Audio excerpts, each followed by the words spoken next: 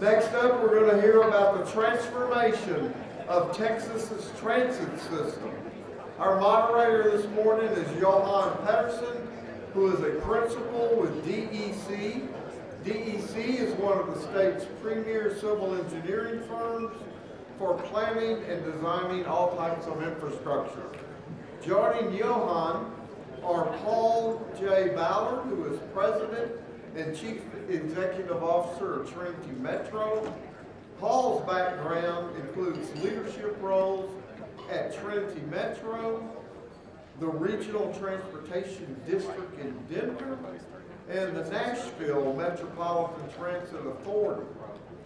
Next, we have Thomas C. Lambert, who is President and Chief Executive Officer of Metro, which is the Metropolitan Transit Authority of Harris County.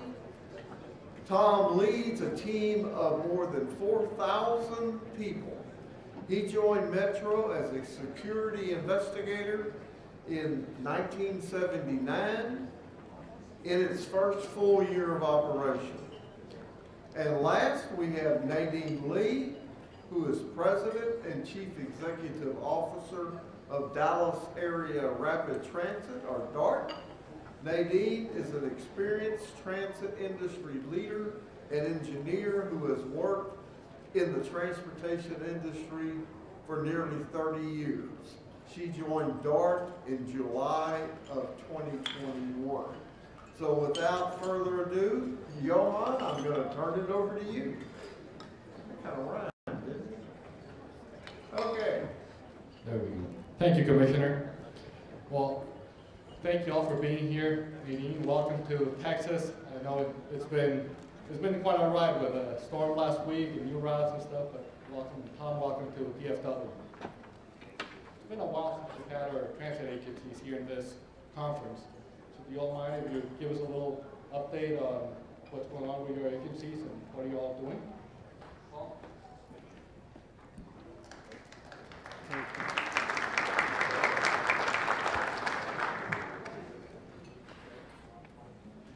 All right, good morning. And I want to start by thanking Commissioner Fickus for putting this together again. It's been a long 2 years since all of us have had a chance to get together. I'm real pleased to be on the panel today with Nadine Lee and Tom Lambert. And these are two of the most highly respected and public transit CEOs in the country today, so it's an honor to be on this panel with you two as well. I'd like to acknowledge and thank the members of the Trinity Metro Board who are here this morning, led by our Chair Jeff Davis and Vice Chair Tito Rodriguez, and have several members of the staff here. So I'm real pleased to be here. So let's see, slides. Technology does work. So the all of the slides, I have about 7 slides that I'm not going to read a lot to you. These will all be made available to you after the summit is over. They'll be on the website, so you don't have to take notes. They'll be available. So just real briefly, the Trinity Metro has been around since 1983. It's officially the Fort Worth Transportation Authority. A few years ago, we updated our name to Trinity Metro. Based on the river that flows through the region, and it's been pretty well received. 11 board members, our state legislation is Texas Transportation Code. Our revenue, primarily sales taxes, is where we generate most of our revenue to pay for the services that we provide. We also have federal funds, and of course the fares that we charge on our buses and trains. Our member cities are Fort Worth and Blue Mound, where we collect a ½ cent. I think what's been particularly helpful in the last several years is the development of what we call our partners. The principal cities of Grapevine and North Richland Hills. They've made significant financial commitments to supporting TexRail, the line between downtown Fort Worth and DFW Airport. Last time I calculated it, the multi-decade commitment is between $2.5 and $3 billion to support the operation of TexRail and support services. So we've always appreciated the leadership of Mayor Oscar Torino from North Richland Hills, Mayor Bill Tate from Grapevine.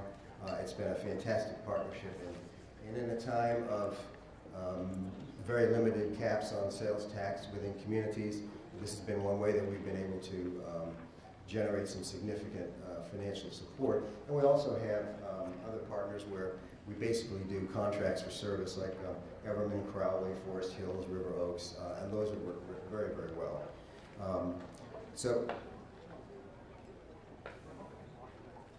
technology applications, and I'm always a little intimidated. You know, Michael claims not to be the technology guy, but he really is. I mean, he's the one who really pushes us in public transportation to do more and more in this particular area.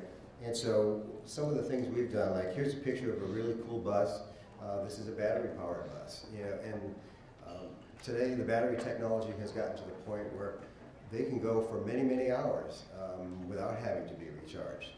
And that's really been the key. It hasn't been that many years that when we did a battery operation, we had to build in charging stations, you know, in the downtown area. We've pretty much moved beyond that, and we're able to just have the buses stay out, and they stay out, and they cool, and they heat. We've done other technology. We've partnered with Nadine Lee and Dart on the Go Pass, and that's going to continue to develop with more and more applications on it. And you'll be able to do so many different things, you know, call your Uber, your Lyft. Actually, I think in Dallas you can do that now. We're just getting to that point. Buy your day passes, and as Michael alluded to, if on our guaranteed transit, if the bus, for whatever reason, isn't on time, he's going to refund your money. So, and this all goes through the pass. So it's really a great application of technology. Some of the other things we're doing, is ride sharing on demand. This is what we call our zip zone service, and if you can see on the map, at least you can see the outline. The blue areas are areas where we have really less density, because transit, of course, as everyone knows, density, density, density. That's how we really, really serve the area. But when you get into the less dense areas, you have to be a little more creative in how you provide that service. The big bus running up and down Main Street doesn't work in less dense areas. So we've gone with this zip zone. This will be able to be ordered on your Go Pass. You can do it by phone, a number of ways. And the zip zone will take you anywhere in the zone. We'll make sure that we have made sure that there are train stations or principal bus routes that you can connect to, or you can go to a destination of your choice, you know, within the zip zone. And this is also great for the evolutionary process of where we get to.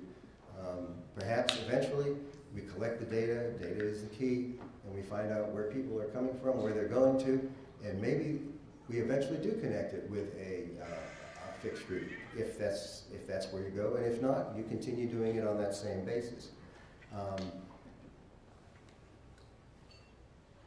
You know, one of the projects that we are most proud of course, is TexRail, 27-mile commuter rail line between downtown Fort Worth and DFW Airport Terminal B, all through the ice storm. TexRail and TRA ran all their service, you know, unaffected by the ice. The bus, paratransit, different story. It's when you have ice, there's not a lot you can do. You just do what you can. You slow down, and we basically met our important medical trips, dialysis, and things like that. The rest of the bus service was severely impacted. Started it in 2019, $1 billion project. We came in $100 million under budget, and fortunately, FTA was so appreciative. They've allowed us to keep the underrun in cost and put it towards our first extension. So one of the things I just want to mention briefly is, as everyone knows, you know, business and public transit are just two entities that have been severely impacted by COVID. And ridership in so many systems was and has been devastated, quite frankly. As mentioned in the introduction, I spent a year as the interim president at the RTD in Denver, Colorado. My timing wasn't so good. I got there 2 weeks before COVID hit. So our ridership, just to give you an idea, and this was pretty well throughout the country, a good weekday in Denver, we were providing 375,000 passenger trips. And as some of my colleagues have pointed out, it only took me a week to make that 125,000. So, you know, we lost 250,000 passengers because at the start of COVID, and that is a gut punch if ever there was one. But what's interesting is TexRail, which started in 2019, as I mentioned, we had our best month ever this December, just a couple months ago. People have really, really embraced the TexRail line, have embraced rail, and I think that there's a couple reasons why TexRail has done so well, and this is paralleled by the A line in Denver, which is the service from Union Station downtown to the airport. It's airport passengers, employees, passengers, workers, you know, with tens of thousands of jobs. That has really sustained the ridership. And I think from the TexRail perspective, it was a new service, so a lot of folks had not solidified their new travel plans, and so we didn't lose the AM and the PM riders because they hadn't yet developed that. So TexRail extension, as I mentioned, we're working on extending a couple of miles down to the hospital district, which will be a great passenger generator for us. In my last slide, and I will wrap up, we continue to roll out new options. Michael Morris mentioned the guaranteed transit service.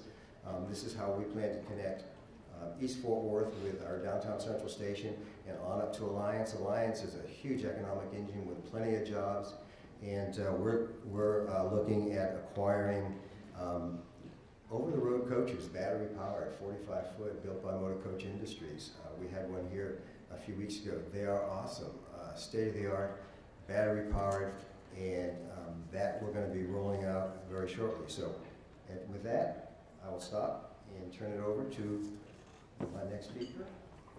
Our next speaker, Tom. Thank you very much, Paul.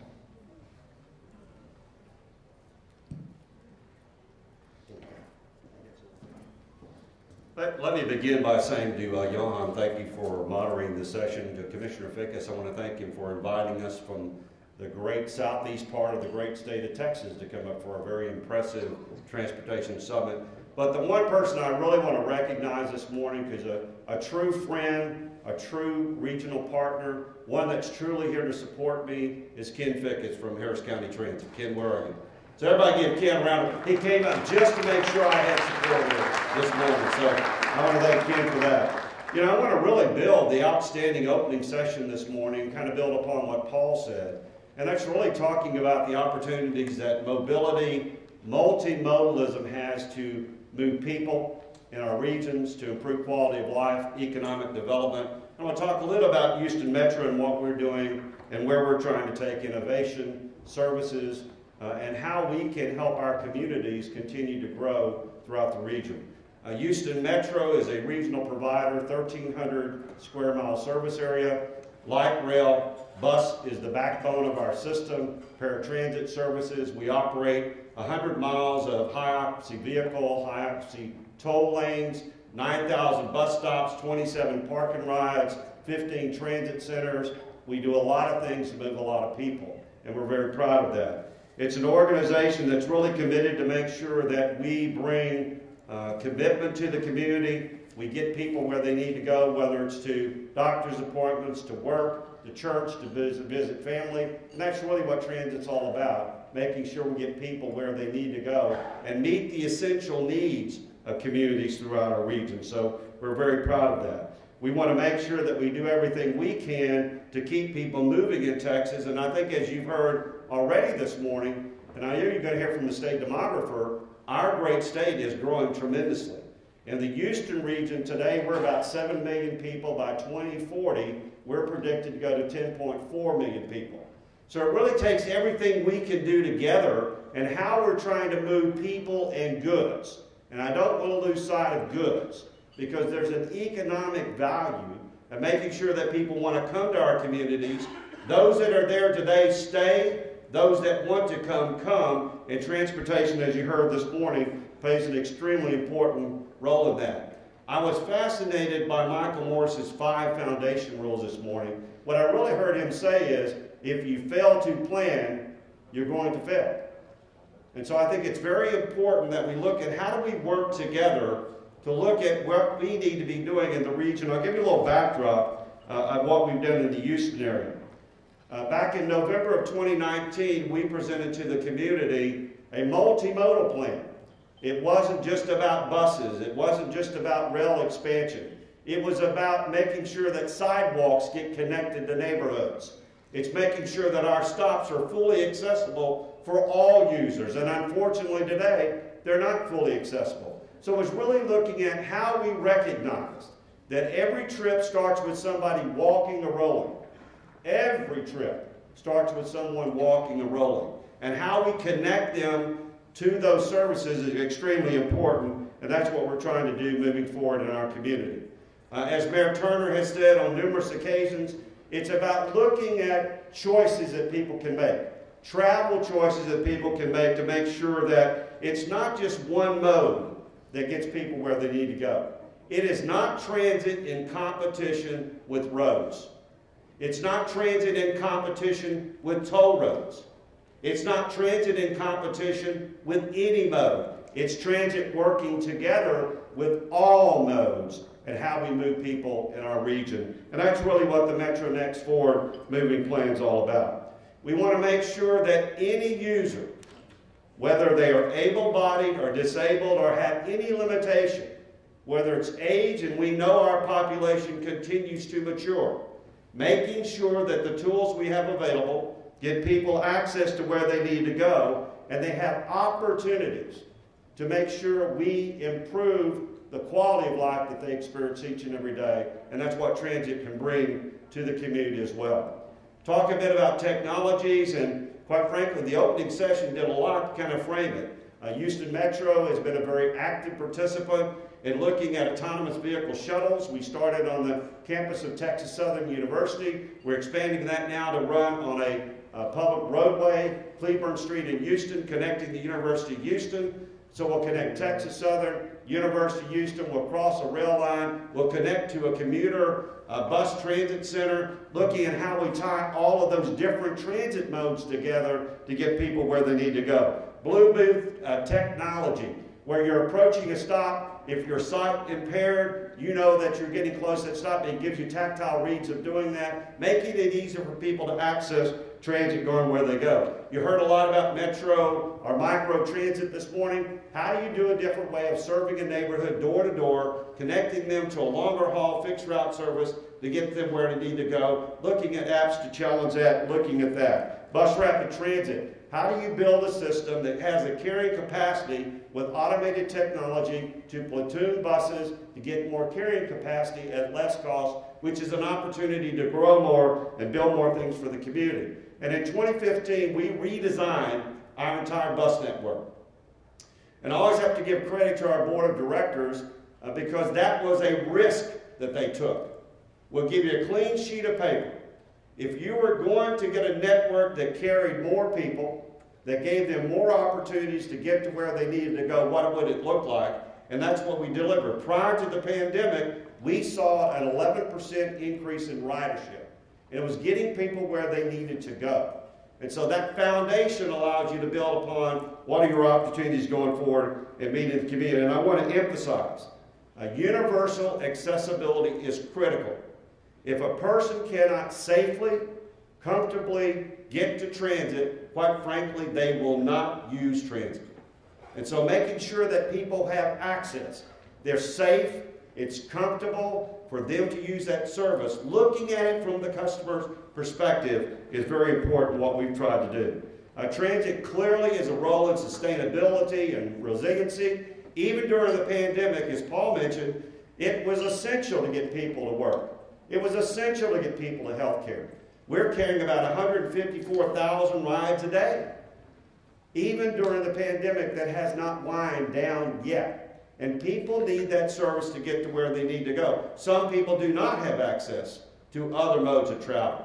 Some people choose to have access to that mode of travel. And we need to make sure that we're doing everything we can move people along. And we're committed to make sure the investment bill We know that there's billions of dollars in opportunities coming to the state. We know we're going to see an increase in formula funding, but there's about $150 billion of competitive grant funding opportunities with some older programs and some newer programs that will allow us to compete, to expand our infrastructure, to do more, and make sure we look at our ability to serve our community.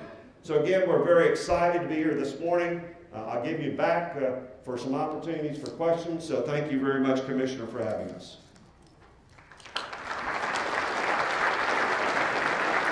Thank you very much.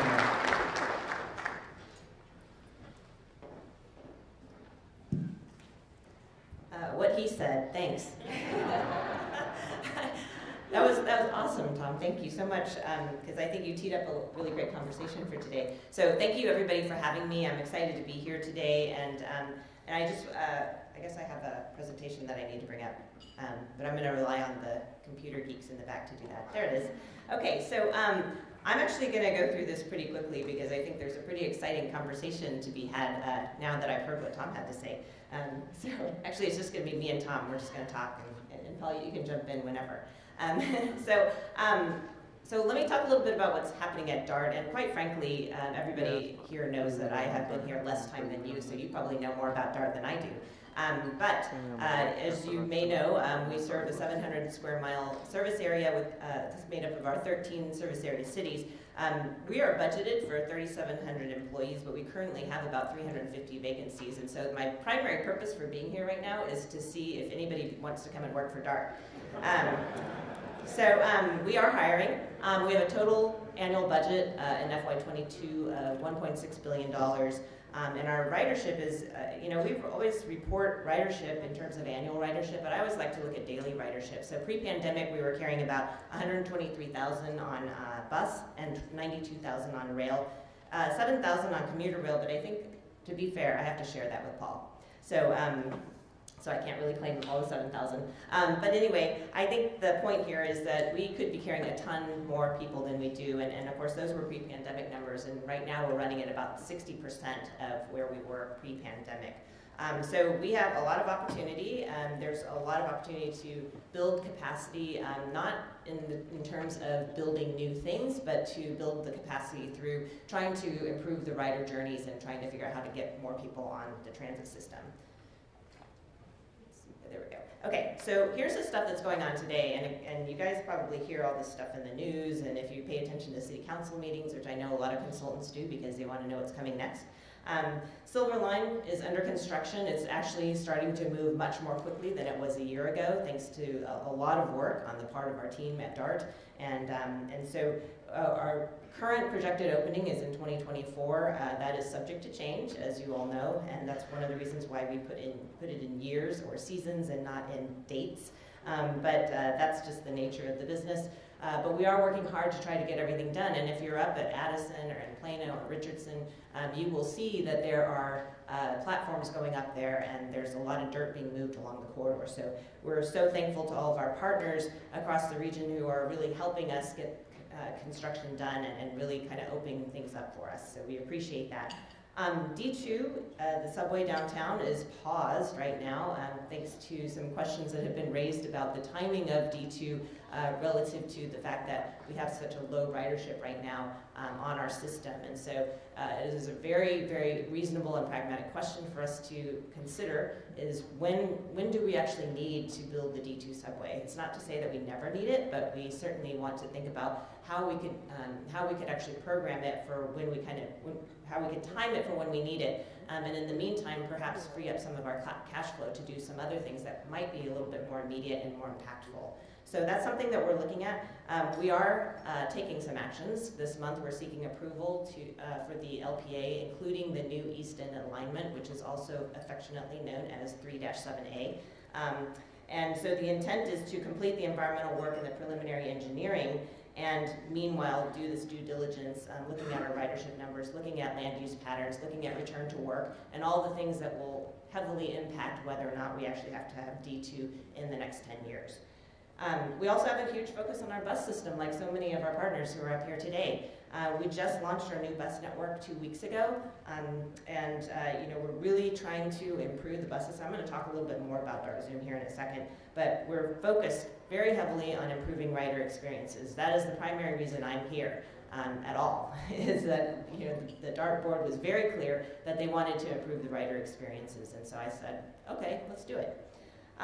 Financially, Dart is in a great position. We have been able to offset some of our sales tax revenues with the influx of the COVID relief funds. And so in addition to that, I think a lot of areas around the country, not just in Texas, we're seeing sales tax revenues higher than expected. And so we're building up our Mobility Assistance and Innovation Fund, which is a fund that I think it's to about $100 million right now that we have to spend on something important. I'm not sure what that's going to be yet, but we're going to have a workshop tomorrow to talk about it. So, there we go, okay.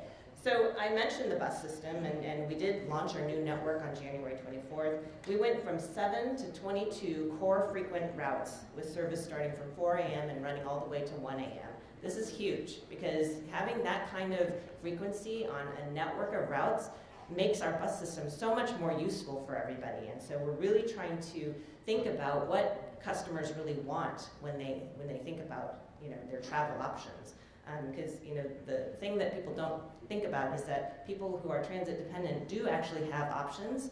They're not very good options, but at times they will actually spend more money to take an Uber when they really have to be somewhere on time. And then more and more of them are actually spending a large percentage of their income to buy cars as soon as they can, because it's so much more convenient and fast for them. And so they spend a larger portion of their household income to own and operate a car. So we've got to think of a way that we can actually be more competitive with that, because right now we're not serving them too well. So as part of the new bus network, we also expanded our GoLink microtransit services from 17 to 30 zones, including an interzone pilot in Plano. So we're really excited to see how the interzone pilot goes. I can tell you right now that the numbers are looking really promising, both on the fixed route side as well as the GoLink side. I think we did a soft launch of the GoLink service on December 6th, just to kind of get people used to using GoLink before we took the fixed route away. And what we found is actually on January 24th, when there was no more fixed route, the ridership doubled on GoLink, which is very exciting. So as Tom was mentioning, you've got to find the right mode for the trip type and the user type that you have in a certain area. And in some of these lower ridership, lower density zones, it makes a lot of sense to do something that's more on demand. Better utilization of money, I think. So while we're waiting to see what's happening with the new bus network, of course it's only been 2 weeks, so I can't say that we have a long-term increase in ridership yet. But while we're waiting, we've actually started a second phase of our Dart Zoom project, which is really trying to look at investments to improve speed and reliability of our system, and to really develop strategies to improve the waiting experience for the riders. So when you have a short trip, your waiting experience becomes doubly important.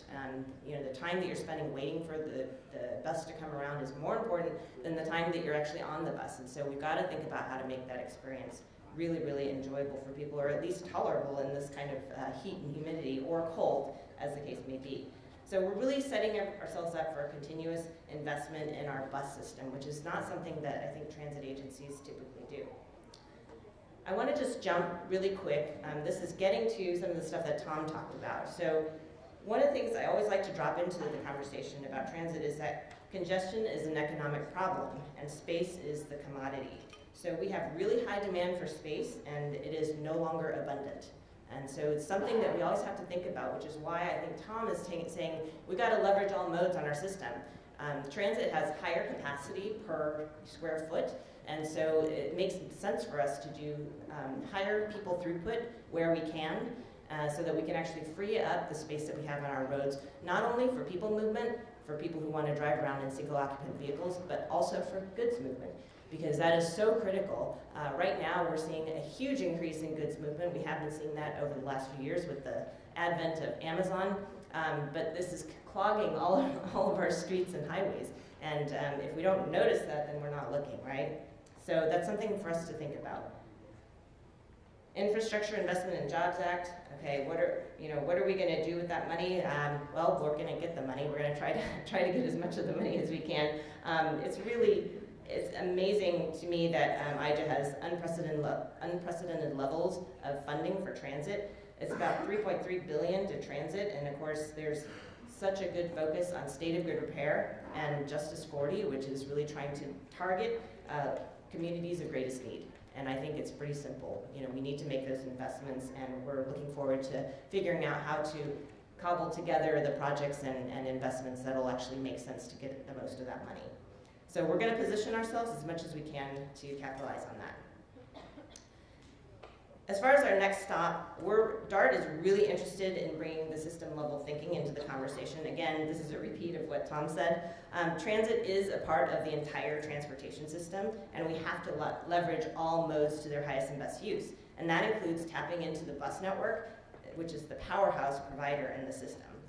And the other thing we're going to do is really focus on what I call today's riders. We have a bunch of people on our system today who have never left, and we've got to take care of them. And if we take care of them first, I am convinced that we're going to bring a lot more people to the system. Customer retention is a much better and effective business strategy than customer acquisition. So I think that it is a reasonable investment for us to make. And these strategies are all going to help us improve the quality of our services and ultimately improve mobility across the service area. So the last thing I'll say is that, just in closing, I mentioned customer retention, and I really think that that means paying close attention to the rider experience and customer satisfaction. We need to look at the customer satisfaction surveys to figure out what the priorities of our customers are and really make sure that we're improving the quality of the journey and increasing the level of confidence that people have in DART. And at the end of the day, we really want people to love us, so they're going to be our partners for life. And that is my very quick briefing at a high level. And I'm sure we'll get into more detail. Thank you.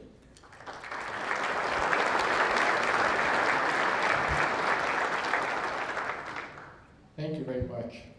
Well, those were great presentations, and it does spark a lot of conversation. And when we think about transportation, we rarely think about transit. When we think about transit, we think about bus and rail, and that's all. But how does transit fit into the whole realm of transportation as a whole? And you all both touched on it a little, so I don't know if you all want to elaborate a little more on the role that transit plays in transportation as a whole.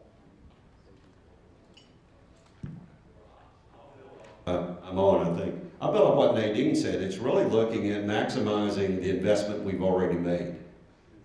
As an example, we build roads every day, we build managed lanes. The more and more you can leverage more people movement, and I'm talking in terms of people movement, on the infrastructure investment we've already made, you get a return on that investment.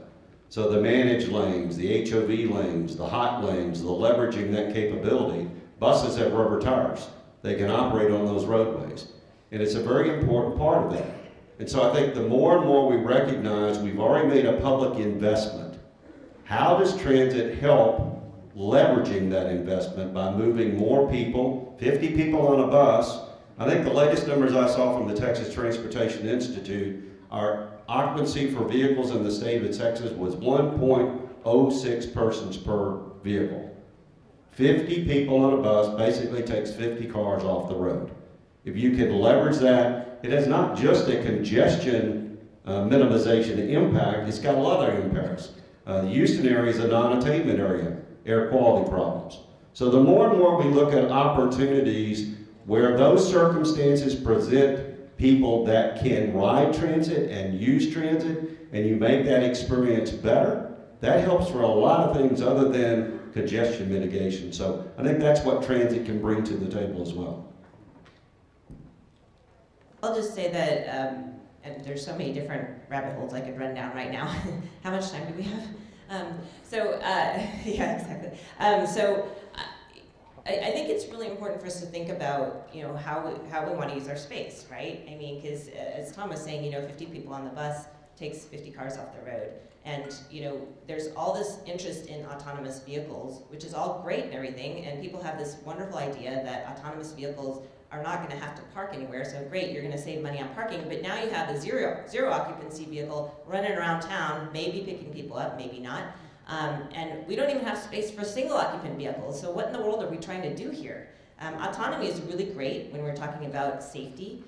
Safety of the buses, when you want to do platooning, if you want to avoid accidents and things like that. But I think we have a long way to go when we don't even have space for the single occupant vehicles. So, a lot of what we did, in Los Angeles, where I was before, and also what I'd like to bring here to the Dallas-Fort Worth region is just thinking about, how are we going to make sure that we provide more trips in the space that we have?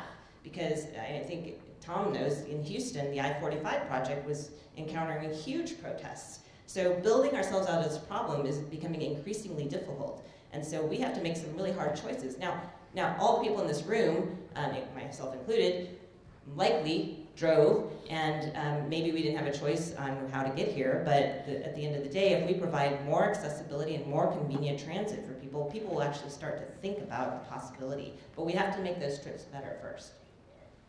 Good, and I think that one of the issues that we're always struggling with is getting people and the folks we work with to think about moving people and not the vehicles. That's kind of the summary of what they're saying, is we got to move people, not just vehicles.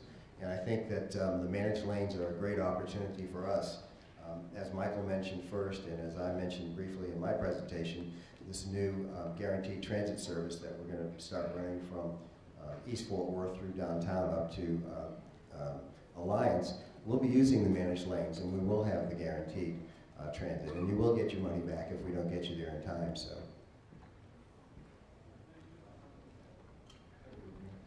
Well, thank you. And last panel talked about the infrastructure bill and the money coming.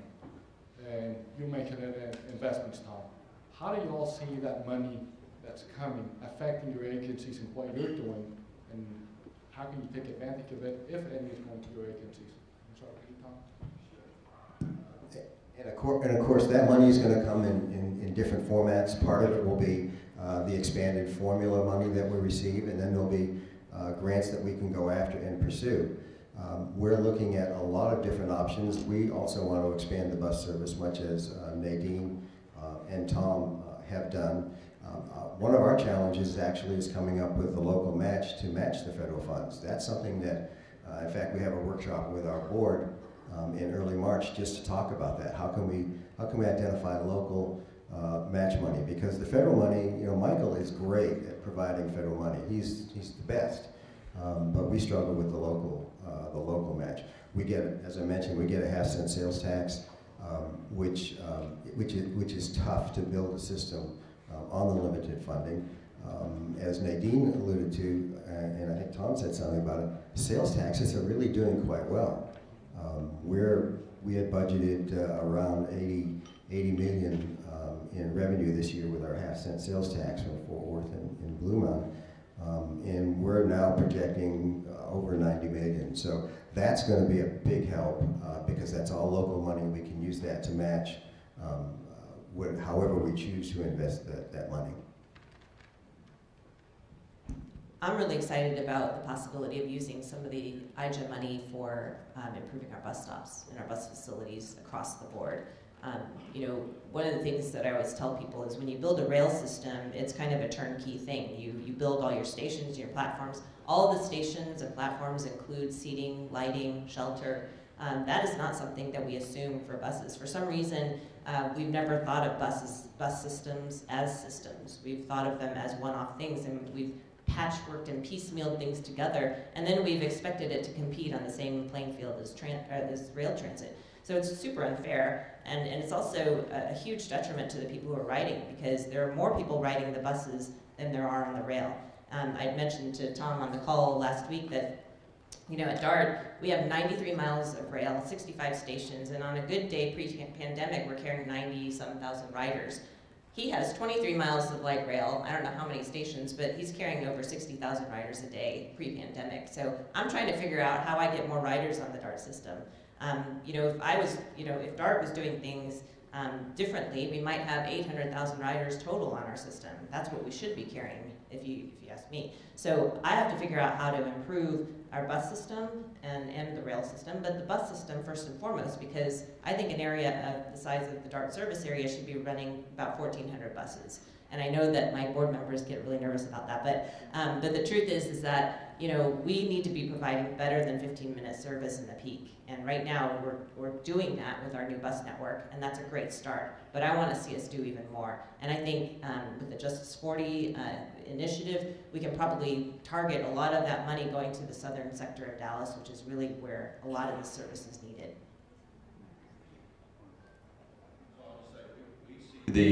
We see the federal money to help us move forward the Metro Next Moving Forward plan. We mentioned the voter approval, about 70% of the voter approval. We already began rolling out, expanding our bus rapid transit program in Houston. But I want to go back to what Nadine said. Part of it's also, and I didn't mention in my presentation, I should have, it's boost quarters. How do you make stops more convenient for customers?